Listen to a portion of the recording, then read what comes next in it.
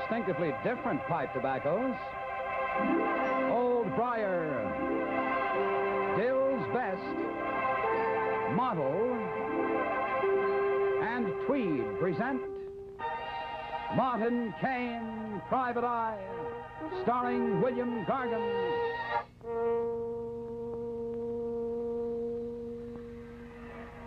Only 20 seconds left in the game, fans. The score is tied 3-all. The Blades and the Purples fighting furiously, recklessly. For the gold, it'll mean a shot at the second-place Ramblers and a possible league championship. Here is the action in center ice. Now it's going down toward the Blades' goal, and there's a stopping of the action as the Purples return the play furiously up towards the other goal. There they are fighting, and the crowd is definitely in an uproar as this game is going on fast and furious. Remember, second place is at stake here. Once again, the crowd comes in full of action. There's the play in center ice again. The crowd comes up. Boy, oh boy, those Purples sure look plenty hot tonight. Oh, go. You know, you guys are going to have to play some to beat them out of that championship, Ace. Nah, don't go losing any sleep over it, Eddie. As long as the Ramblers got a forward named Ace Phillips, the Ramblers got championship insurance. If you understand my meaning.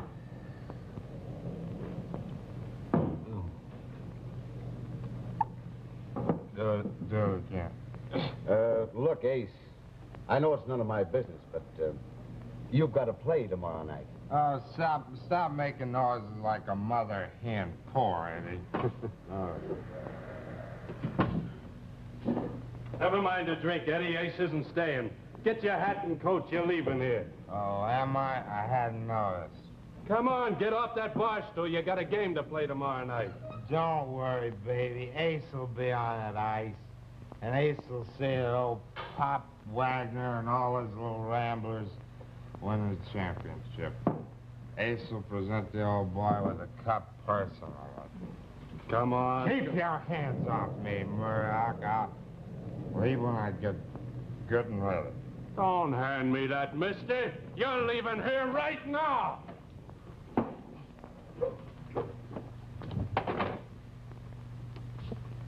I don't want to do that.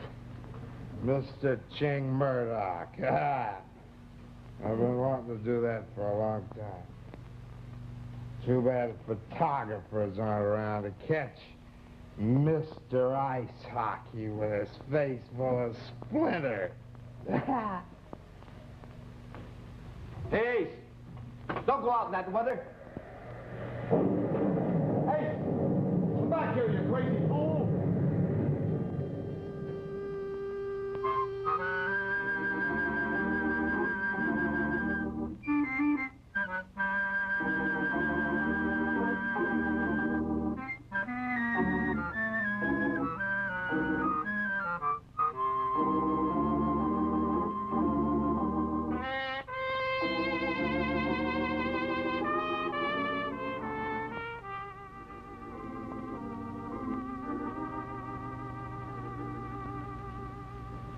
Now, you say that this star rookie, Ace Phillips, is missing, Miss Bryson? That's right, Mr. Kane. When Ace didn't report for practice this morning, Thistles went to his hotel. Oh, who's Thistles? He's the Ramblers' trainer.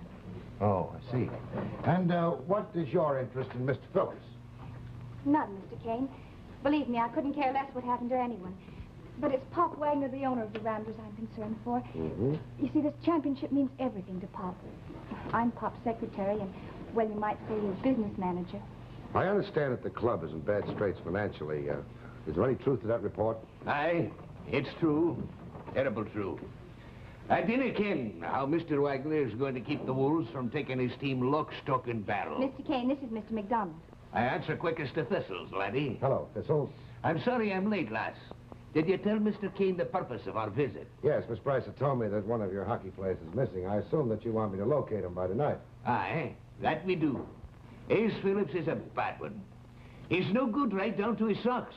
Aye, but he's a good hockey player, and we can't win without him. When was he last seen? In Eddie's bar last night about 10:30. You got to find him, Mr. Kane. If the Ramblers didn't win this championship first tonight, Mr. Wagner will lose the team. You see, Mr. Kane, for the past 2 seasons, the Ramblers have lost money, and Pop has had to borrow heavily to keep the team going. And that filthy hyena Baron has bought up all of Mr. Wagner's promissory notes. You mean Jake Barron, the racketeer? Aye. He's demanded payment for the notes by the end of the week or complete control of the team. I see. And in order for Pop to pay off, he'll have to win the championship purse. Is that it? Aye. At best, the Ramblers have only an outside chance of winning Mr. Kane, but without Ace Phillips, well, it's hopeless. All right, Miss Breiser. And, Thistles, if Mr. Phillips is in this town, I'll locate him by tonight. You can count on me. Good. I knew you were the lad for the job. And now, about your fee, Mr. Kane. You understand, of course, that the lass and myself are not very rich. The size of our purse is wee. Therefore, the size of your fee will have to be modest.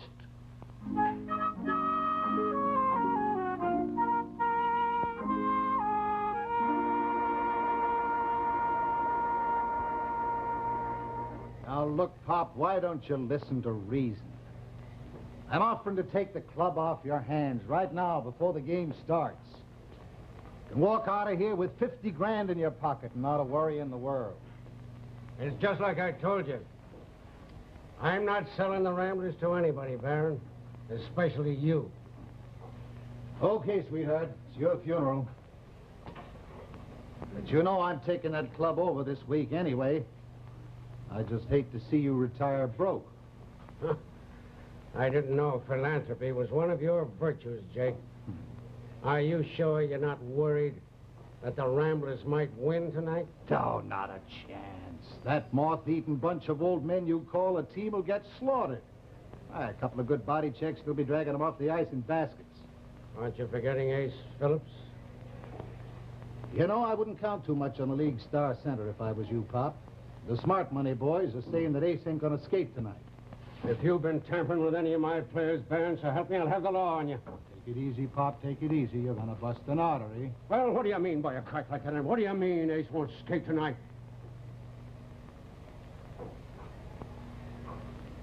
You understand English, don't you, Pop? If you're trying to bluff me, so Now help me listen. out. Why don't you ask Ching Murdoch about the hassle him and Ace had last night in a bar? Eddie's place, my boys tell me. Eddie's place? Yes, that's right. It's like them boys of yours just never want to keep training, eh, Pop? Well, going out to my seat now. You should change your mind before game time. One of my boys will be right out in the hall. He'll know where to find me.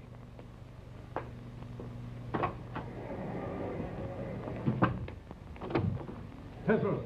Hey. Come in here a minute.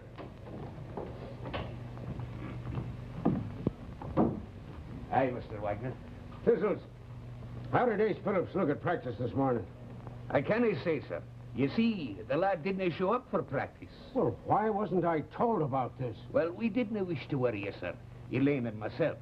We thought we might find the lad before game You mean he's still missing? Aye. Oh, Thistles, I should have been told about it. I could have done something. I could have notified the police. Don't you see? This is some more of that fellow Barron's crooked work. And now it's too late. No, it isn't, Pop. Mr. Kane just found him. Ace is in the locker room dressing. I knew you could do it, laddie. Mr. Kane, this is Mr. Wagner. Well, this is an honor, sir. I suppose you wonder why I'm in this picture. Well, Thistles and Miss Breiser retained me to locate Ace Phillips. And you're Martin Kane, the private investigator? That's right. Now, I think you better take a look at your hockey player. I wouldn't call him exactly chip-out.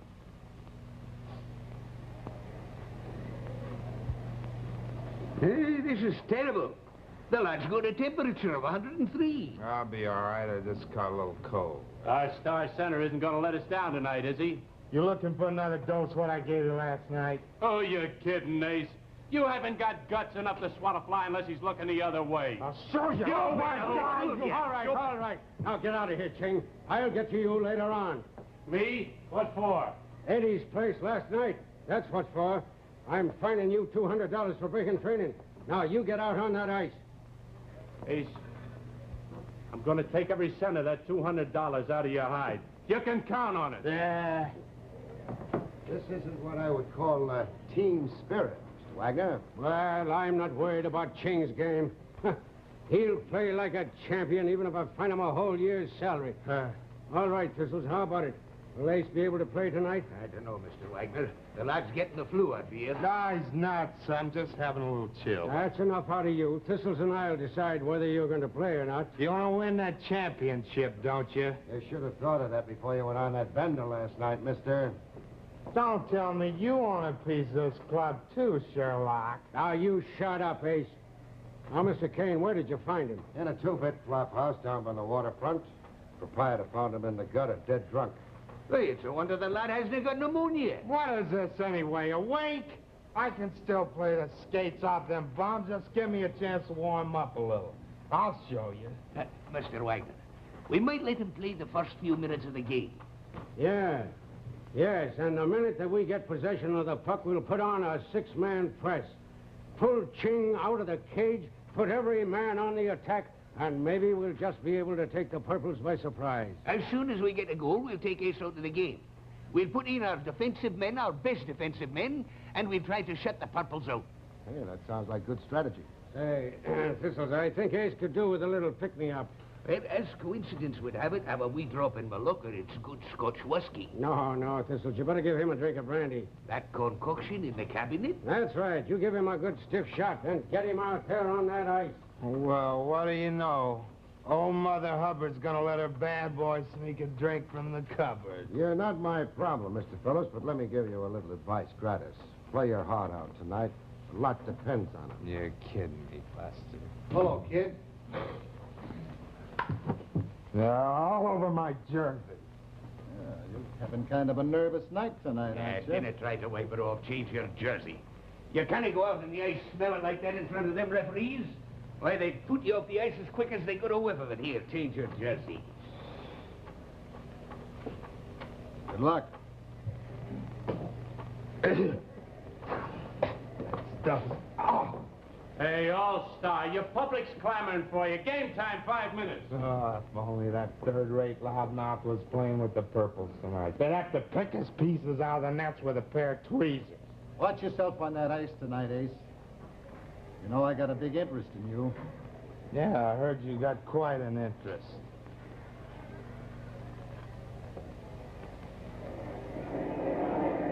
Good evening, ladies and gentlemen. This is Win Elliott at the Garden, about to bring you the play-by-play report of the championship game that's in the offing between the Purples and the Ramblers. This is the one that counts. We come down to the wire. The entire season means nothing. This game counts it all. Of course, the Ramblers and Pop Wagner, they've got their future on the line. And thus, depending upon Mr. Ice Hockey himself, Ching Murdoch in the nets, and Ace Phillips' eccentric but wonderful new center has just come to the floor this year. The crowd is anticipating, of course, and here's the face-off. There's Phillips to the right, the Ramblers in the dark uniforms. Just a minute. Bob Wagner has pulled Ching Murdoch out of the goal. He has 6 attacking forwards on the ice. This is the most sensational maneuver ever in the history of hockey. The Ramblers on the go, but the Purples return the thrust. The crowd's going crazy, as you might expect. Here's a face-off right at the Purple goal. Here comes Phillips right under the goal. He shoots. It's blocked, and he slips to the ice. And the Purples come back on the attack in the room zone. They're stopped at the blue line. Play continues up in center ice, however. Here come the Purples. Remember, that goal is empty, but they're stopped at the blue line. And the Ramblers come back on the attack, fighting desperately. This is the game that counts. Pop's future's on it. Here's a shot on the net. It's kicked off by goaltender Purple. And here come the Purples back again in their own zone. And the Ramblers on the charge again. They come in and close on the goaltender for the Purples. They shoot. And the Purple goalie knocks it aside. And the puck goes crashing over the far boards, and so do the players. Look at them scramble into the boards. There's the whistle. Play is stopped for a moment. Just a minute, come down the other end. There's Phillips in a fight with one of the Purples. He's close to the ice. He's down, he's hurt. They're fighting furiously. There's another play over to the other side. This game is out of control, ladies and gentlemen. The officials don't like. They don't know what to do. I don't like the way you look at ice. We can't tell what's going to happen in this game. Who knows? It's the last game, and it may be the last game of hockey in this town. They're still fighting.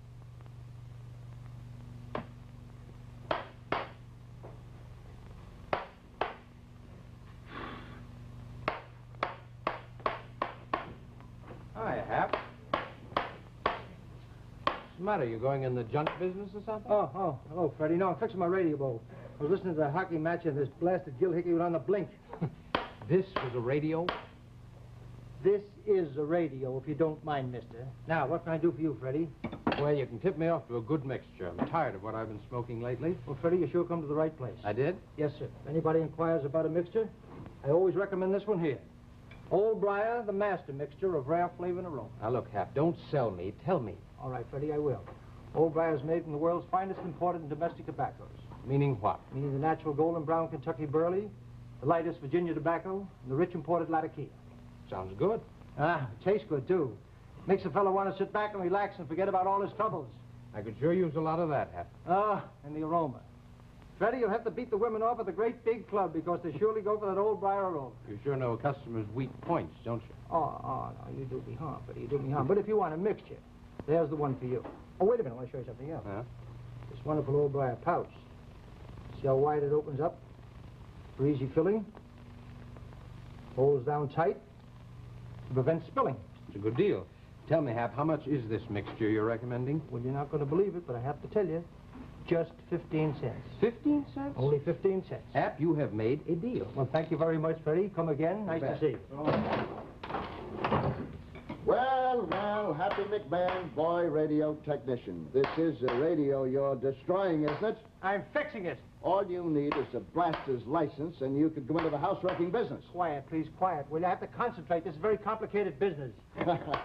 Say, even that character I laughingly call my assistant. Did I hear someone take my name in vain? Oh, Sergeant Ross. Captain Willis here was about to say that you were sure that you couldn't fix this radio. Now, I don't want to put you on the spot or anything like that, Well, but... it happens that my Harvard University curriculum did include a course or two in advanced electronics. Well, come on, fix it. I want to hear the rest of the hockey match. You Come better on. hurry up, pal. This game will be over soon. Well, let's see now. The input to the first RF tube, dual diode, high mid triad, audio beam power amplifier, first AF stage, loudspeaker. Oh, we don't need that. Huh? No, we don't need that either. What?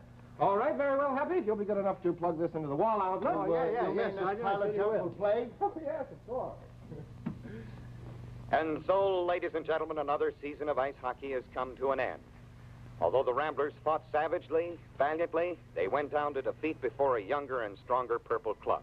And the score, Purples 2, Ramblers 1. Of course, many here tonight believe that Pop Wagner's Ramblers could have won this game and the league championship if his star center, Ace Phillips, hadn't been seriously injured right in the opening seconds of the game. Oh, my goodness, I almost forgot what I came for. Captain, Mr. Kane just phoned headquarters. He wants you down to the ice arena right away. It seems that this Mr. Ace Phillips has been a victim of a most insidious murder plot. What? A murder? Yes, sir. Well, come on. Let's get over to that ice rink.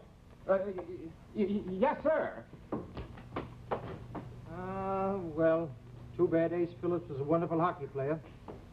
Well, I might as well listen to the news.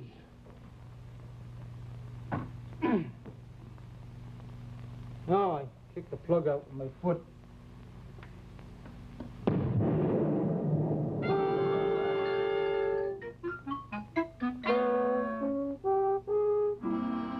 Kane, what makes you think Phillips was murdered? From the looks of that crack in the skull, I'd say he died of a brain concussion. According to this report, the club's attending physician concurs with you, Captain. He gives the reason for death as brain hemorrhage caused by accidental fall on ice.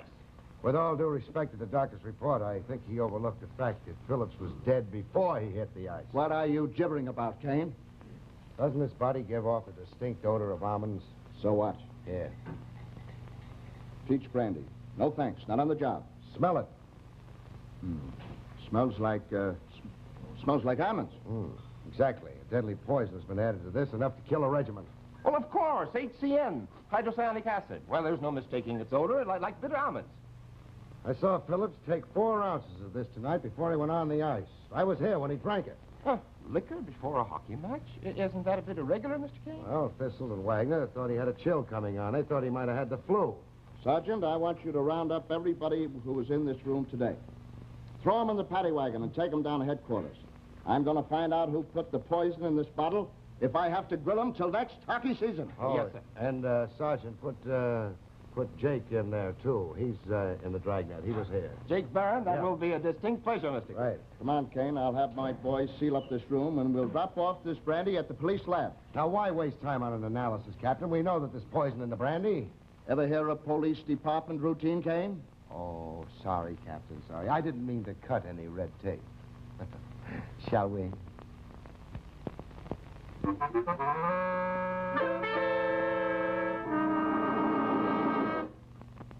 Yeah. Sure, I was in that rubbing room. I saw that kid drink the brandy, too. Does that prove that I poisoned the hooch? After all, why would I want to have Ace Phillips dead? I was going to take over that club, and Ace was the only valuable property the club had.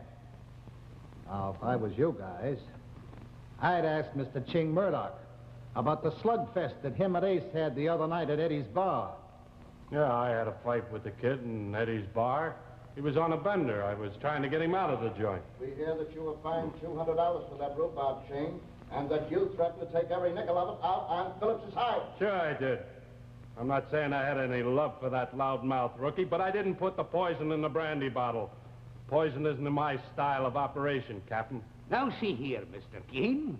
I've been training the Ramblers for more than 15 years. And I've yet to poison one of my players, no matter what I thought of him as a man. But you did pour that drink, and you do admit responsibility for the contents of that medicine cabinet. Certainly I'll take responsibility for the cabinet, but I might as well tell you that it's left open at all times so that anyone in the club can use it. I didn't believe in keeping my first aid under lock and key. Anyone could have put that poison in a bottle. But you didn't, huh? No. Yes, I have access to the first aid locker, like everyone else at the club. As a matter of fact, it was one of my duties to keep the locker supplied. Did you purchase this particular bottle of brandy, Miss Bryson? Yes, I did. And isn't it true that you and Ace Phillips once were in love with each other? Yes, I was in love with Ace once. And what were his feelings toward you, Elaine? Ace didn't love anybody but himself. I never really hated him until last week. He forced Pop Wagner to sign him to a 5-year contract. A 5-year contract? Yes. Ace said he wouldn't play in the championship game unless Pop signed him. He said he'd arranged to get sick just before game time. Who else knew about this? Thistles and I think Ching Murdoch. Yes, it's true.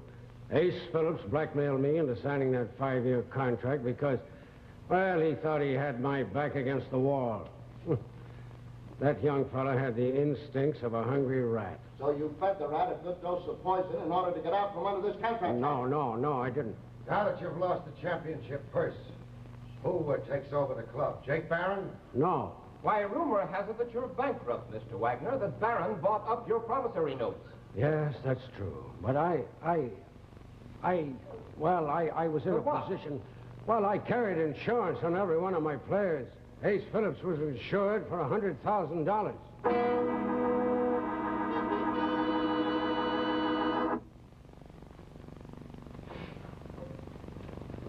Yes, sir. Can I help you? I'd like a pouch of model, please. Right you are, sir. Model, the finest 10 cents worth of tobacco that ever helped a man enjoy a pipe. Did you say 10 cents? Yes, sir, I said 10 cents, and it's plenty mild, too. That's why I smoke it. Thanks. Thank you very much, sir. Oh, I forgot.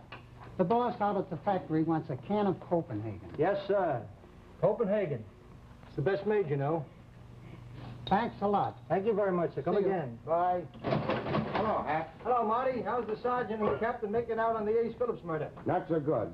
Willis grilled them all last night, most of this morning. They all have motives, but none of them will confess. James, you're under arrest. Take him out, Ross, and throw him in the worst cell in the city jail. Oh, but, Captain... Wait a minute. What's this all about, Captain? What's it about, he says. It's about how you've cost the taxpayers of this city hundreds of dollars. It's about how you kept my men up all night grilling 5 innocent people. It's about... Take him out, Sergeant! The captain is trying to tell you, Mr. Kane, about the laboratory report on that bottle of brandy. What about it? Well, I regret to say that the chemical we all thought was hydrocyanic acid was in reality oil of almonds.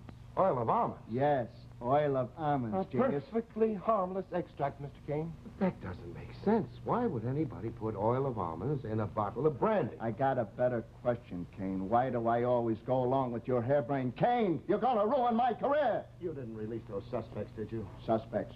There are no suspects. I turned loose 5 indignant citizens 10 minutes ago. We may be able to pull this one out of the fire yet, Captain. Ross, come on down the ice rink with me, will you? It may not be too late. With your permission, Captain. Hold it, Kane. Now, look, I haven't got time to explain. Will you do me one favor, though? Will you have an autopsy performed on Ace Phillips' body? Come on. Hap, will you please tell me what's going on around here? Well, I'd be delighted to, Captain. If I'm not mistaken, Marty's just about ready to bust this case wide open. Now, if you ought to keep your customary aplomb, I'd suggest that you make another purchase of a pouch of Dill's Best so you could appear nonchalant. You know something, Hap? I got a gruesome feeling that you're right. That character Kane... Don't worry, light up a pipe full of Dill's Best, flavor cut for extra mildness and cool smoke. Okay, Hap. Nuts to Kane. I always go along with Dill's Best.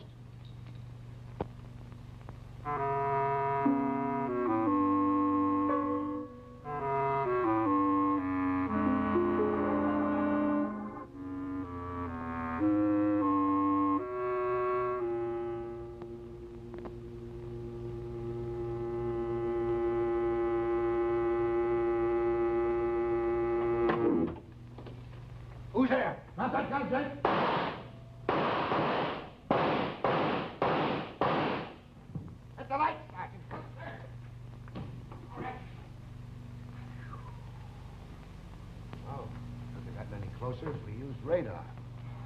Is this what we're looking for, Mr. Kane? Yeah. Yeah, that's the sweater that Phillips took off after he spilled that poison brandy on her. Well, I'll send it right over to the lab. I certainly hope they find traces of hydrocyanic acid in this cloth. If not, this body is going to be very difficult to explain. Don't worry about that, Sergeant. Jake here put that bottle of poison brandy in that medicine cabinet. He knew that Phillips would want to pick me up after the bender of last night. I see. And then while the game was in progress, he replaced the poison bottle with one containing a harmless dose of oil of almond. Right. And then, of course, he figured that the police would examine the bottle, find that it was harmless, and skip any autopsy on the body. One thing that Jake didn't know was that there was insurance on all the principal players. I see. Well, I'm not quite clear as to Jake Barron's motive, Mr. Kane. After all, Ace Phillips was the Ramblers' star player, a very valuable property. And then, even with their star in the lineup, the Ramblers were, what was it the press quoted? 2-goal underdog. Precisely the expert's opinion. Yes, but he didn't take a chance on an expert's opinion. He had to make certain by getting rid of Phillips and getting control of the club. Oh, yes, I can see the control of a team in a hockey league would prove extremely lucrative to Mr. Barron and his gambling manipulations. Still a regrettable waste of lives. Murder is always a waste, Sergeant, no matter who commits it or for what purpose. Of course, I knew all the time that Ace Phillips had been poisoned. Swapping those brandy bottles was one of the oldest murder gimmicks in the books. And you let us all go knowing that the murderer would return to the scene to get rid of that jersey. Correct. Well, I don't like to question the word of a renowned brain, but tell me this, Captain. Why did Marty have to beg you to have an autopsy performed on Ace Phillips this very afternoon? I'll have you know, McMahon, I had a secret autopsy performed on Phillips last night. And here's the medical examiner's report. Let me see it. Sorry, official police business. Oh. Medical examiner. Kane, let's not have any foolishness here. Here, what is this? Oh, yeah. This is a bill for a pair of pants from Sam the tailor. Medical examiner's Kane, report. if this gets around, my career will be... Take it easy. I've got other things on my mind. Shall we, Miss Bryce? Thank you. Good night, Happy. Good night, Martin. Good night, Captain. Good night, folks. See you next week. And keep fighting infantile paralysis. Keep giving to the March of Dimes.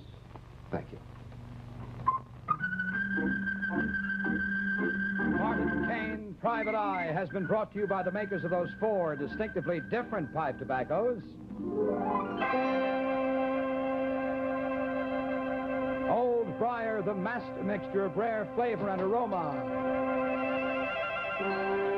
Dill's Best, flavor cut for extra mildness and cool smoking.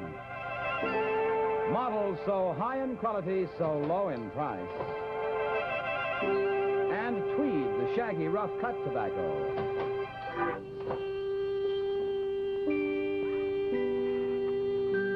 One of the 4, just right for your tobacco taste.